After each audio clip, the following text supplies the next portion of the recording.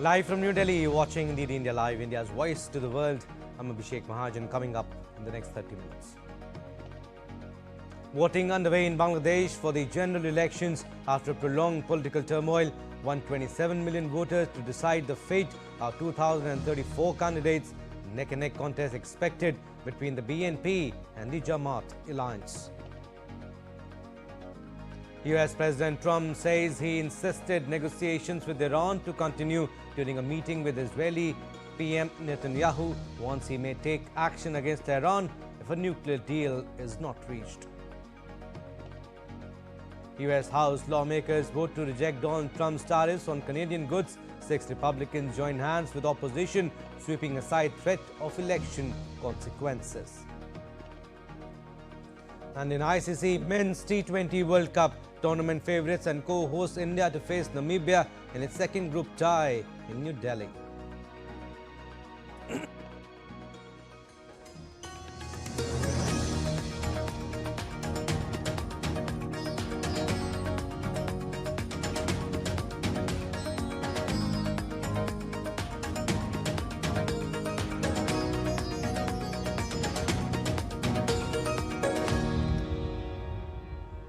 Bangladesh is holding its crucial, consequential and competitive parliamentary elections on Thursday, about 18 months after a student-led uprising toppled the then Prime Minister Sheikh Hasina's administration.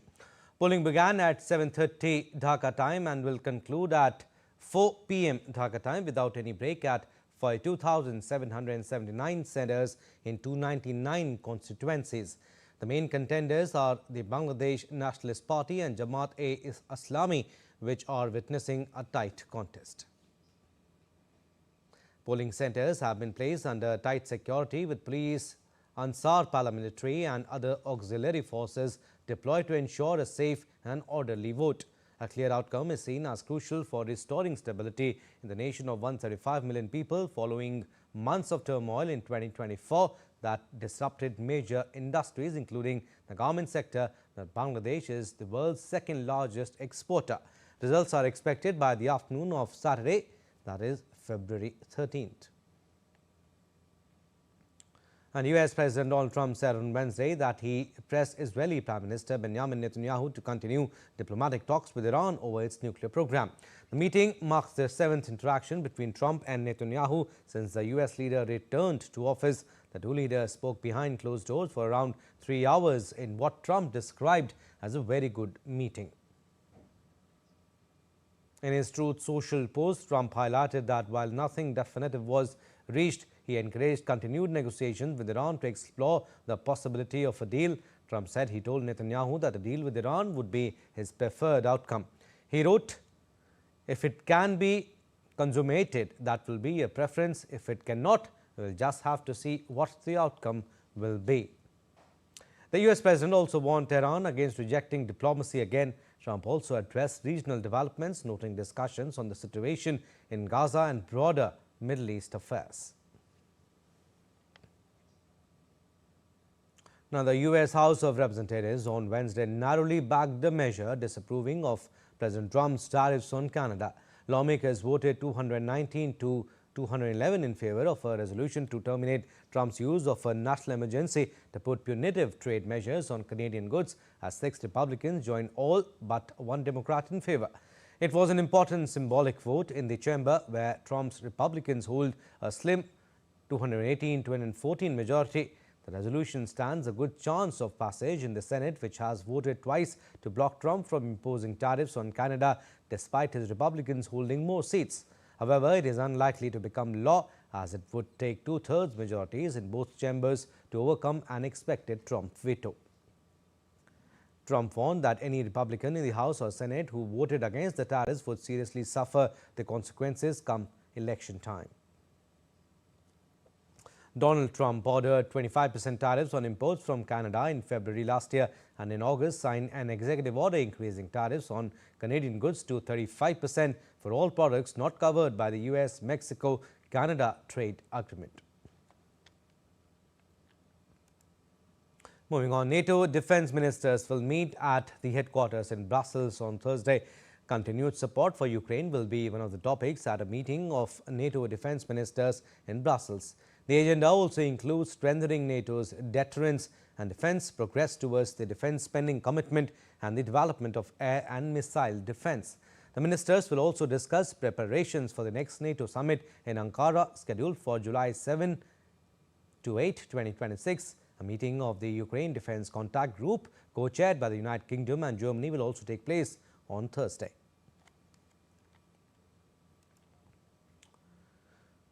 Meanwhile, NATO has begun a mission to strengthen its presence in the Arctic as part of an agreement to defuse severe tensions within the alliance prompted by Trump's desire for the U.S. to acquire Greenland.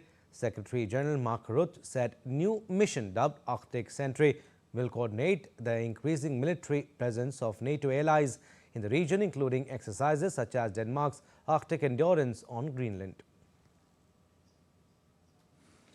Arctic Sentry leverages the strengths of the alliance by bringing together NATO and allied activities in the High North into one overarching operational approach to the region. Initially, it will bring together exercises like Denmark's Arctic Endurance and Norway's Cold Response. And we continue to synchronize these and other efforts under NATO. We'll not only build our posture in the region alone, but we will also build a more cohesive picture of potential challenges in the Arctic so that any gaps can be quickly and effectively addressed. And NATO began planning for the mission after Trump and Rutte held talks in Davos last month at the height of the Greenland crisis. Rutte and Trump agreed that NATO would play a greater role in protecting the Arctic, while Denmark, the US and Greenland would hold further discussions about Greenland. Now, updates on Russia-Ukraine conflict. Now, Britain has committed $205 million to the so-called Prioritize Ukraine Requirements List, or PURL initiative, to supply Ukraine with US weapons. PURL was set up last summer to keep US weapons flowing to Ukraine at a time when new US military assistance had stalled. Committing the same, UK Defence Minister John Healey stressed that together we must provide Ukraine with the critical air defence it needs in response to Russian attacks. The scheme allows allies to fund purchases of American air defense systems and other critical equipment for Kiev. Allies have already put forward over $4.5 billion through the program.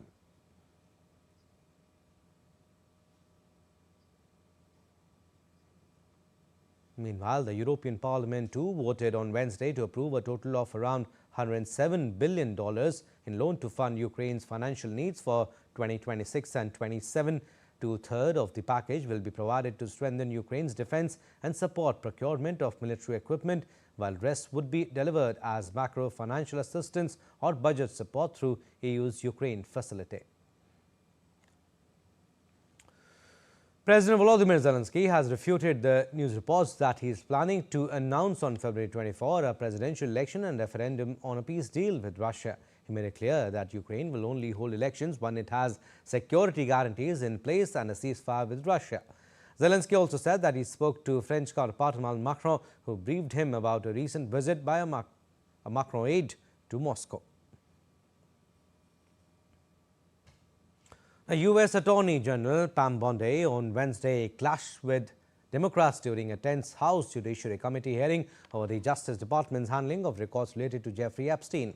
Lawmakers criticized the department for heavily redacting and withholding documents despite a federal law mandating broad disclosure. The Justice Department recently released what it described as a final batch of more than 3 million pages, again spotlighting prominent figures linked to Epstein after his conviction. Democrats argued the redactions exceeded the law's limited exemptions, while additional materials were withheld under claims of legal privilege. The department maintained it acted transparently and said edits were needed to protect victims, although some names became public. Bondi refused a request from a Democratic lawmaker to directly apologize to victims present, but expressed regret for their suffering. I am deeply sorry for what any victim has been through, especially as a result of that monster. If you have any information to share with law enforcement about anyone who has hurt you or abused you, the FBI is waiting to hear from you. I want you to know that any accusations of criminal wrongdoing will be taken seriously and investigated. Now, UK prosecutors said Wednesday they were in contact with police probing the Epstein files as new emails revealed ex-Prince Andrew appeared to have shared further trade documents with the US sex offender. Thames Valley Police, which oversees the Windsor area where Prince Andrew once lived, said it is consulting specialist prosecutors while assessing allegations involving the King's brother. The Metropolitan Police has also launched a probe into former UK envoy Peter Mandelson over claims he shared confidential material with Epstein.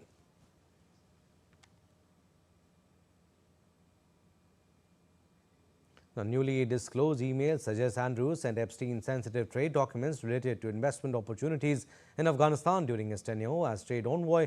Former Prime Minister Gordon Brown has urged a thorough investigation, while King Charles expressed concern and indicated the palace would assist authorities if required. Now, France's foreign minister has called for an investigation into a French diplomat accused of exchanging messages with convicted sex offender Jeffrey Epstein amid fresh scrutiny following the release of new U.S. Justice Department files. The diplomat Fabrice Aiden denies the allegations. Another envoy reportedly claimed Aiden had previously faced scrutiny at the United Nations over suspected links to child abuse websites. Foreign Minister Jean-Noel Barrot said he was shocked upon learning of the claims and confirmed he had referred the matter to the public prosecutor. He also announced an internal review involving the foreign affairs official who is currently on leave. Moving on, U.S. Energy Secretary Chris Wright said Washington can help achieve a significant rise in Venezuela's oil, gas and electricity output this year after meeting interim President Delcy Rodriguez in Caracas. The visit, the highest-level U.S. energy engagement in nearly 30 years, aims to assess and revive Venezuela's energy industry and support economic freedom for its people. Wright will also meet executives from firms like Chevron and Repsol and visit major oil projects in the Orinoco Belt. The visit follows a new U.S. license easing energy restrictions, a $2 billion oil deal and a proposed $100 billion reconstruction initiative. We believe, in fact, I can say I think we know that working together, the people of Venezuela and the people of the United States, this year, we can drive a dramatic increase in Venezuelan oil production, in Venezuelan natural gas production, in Venezuelan electricity production, and most importantly of all of these are to increase the job opportunities, the wages, and the quality of life for all of the Venezuelans across the country. And by doing that, it will also enormously benefit the United States and the Western Hemisphere and the future partnership for all of us. Now, the Kremlin indicated on Wednesday that Russia will request further details from the United States regarding newly imposed U.S. restrictions affecting Venezuela's oil sector. On Tuesday, the U.S. Treasury introduced a general license intended to support oil and gas exploration and production in Venezuela, but it excludes dealings involving Russian individuals or companies. Kremlin spokesperson Dmitry Peskov stated that Moscow intends to address the matter with Washington through existing diplomatic communication channels to better understand the scope and implications of the measures.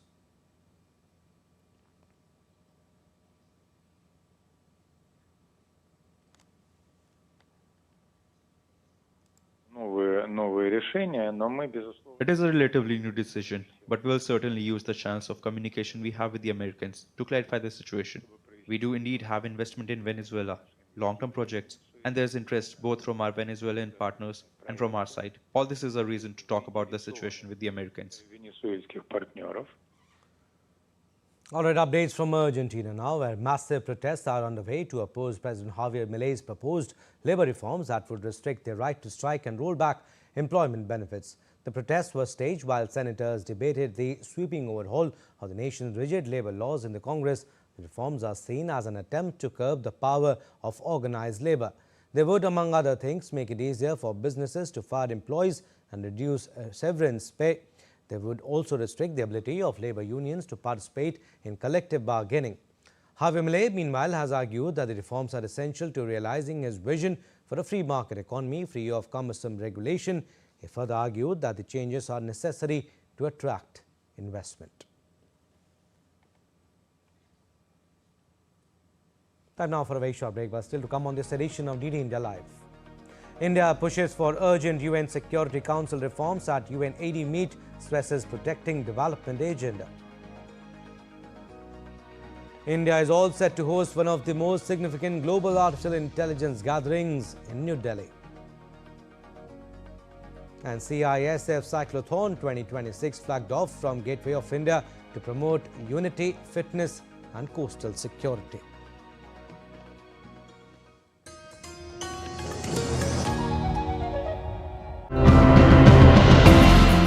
When we see so many things wrong around us, we just need to turn off our autopilot and start making conscious choices. Raja Banerjee decided things needed changing and introduced organic farming methods.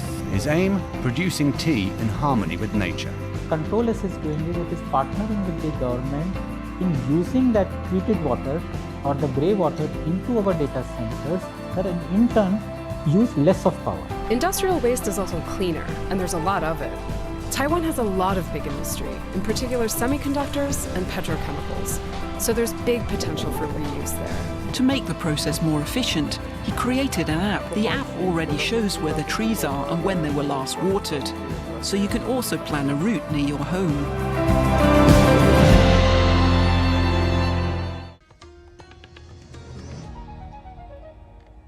Welcome back. You're watching DD India Live. I'm Abhishek Mahajan. Some more stories. India has consistently and urgently reiterated the need for comprehensive reforms within the United Nations. Speaking on the initiative UN-80, India's permanent representative to the UN, P. Harish, said real and meaningful reform of the Security Council is necessary to make it relevant, contemporary, credible and effective. He added that it must be ensured that development pillar is not affected in the process. UN-80 is a reform strategy to boost efficiency and reduce costs within the organization. UN-80 is a promising platform for reform. Member states must not be constrained by their own vision or narrow interests.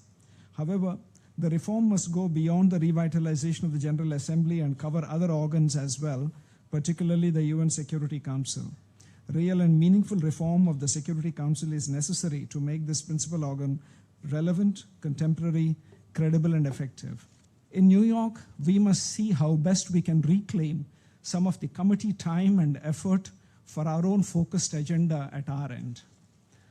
Finally, as member states work towards reform and improvement, the effectiveness and impact of the development pillar cannot suffer.